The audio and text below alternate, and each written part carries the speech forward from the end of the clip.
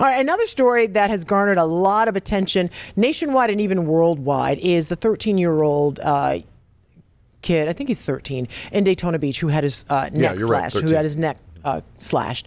And it was just so disturbing. I remember I was gone when this happened, but I saw a video of him and the stitches that he had from this slashing. And it turns out the person, we're learning more about the attack that happened. The person who eventually was caught for all of this had been on their radar before, earlier in the day. All day long. He started work at 8 that morning. I call it work.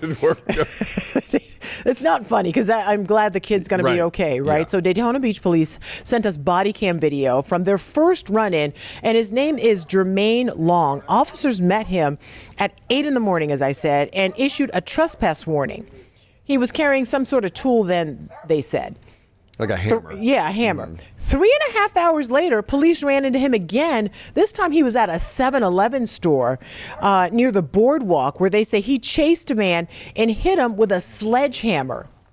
But he wasn't done yet. They were like, we're just going to let you go.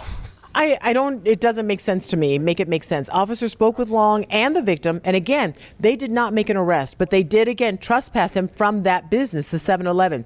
So 11 hours after that is when police say he slashed that 13-year-old's neck in a case that made headlines all around the country and around the world because people are still talking about it.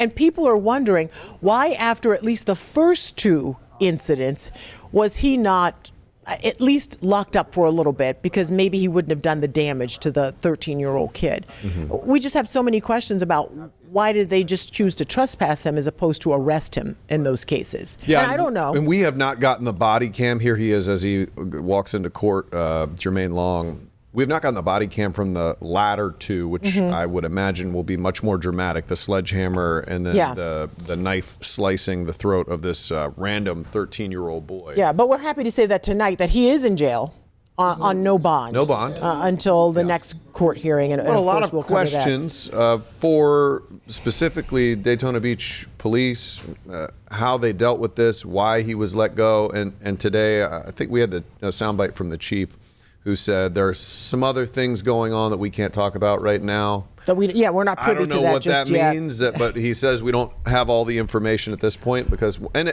whenever there's a story like this where things don't make sense, I do like to wait and reserve judgment. Because it doesn't make sense if he hits somebody with a sledgehammer and he just gets trespassed. We're going to wait and we're going to continue to press for answers. And once we get the answers and when they can reveal more information about why and what happened in those prior two attacks, then we'll bring that to you as well, because I'm really curious about their thinking behind it. I know it wasn't a random decision, so.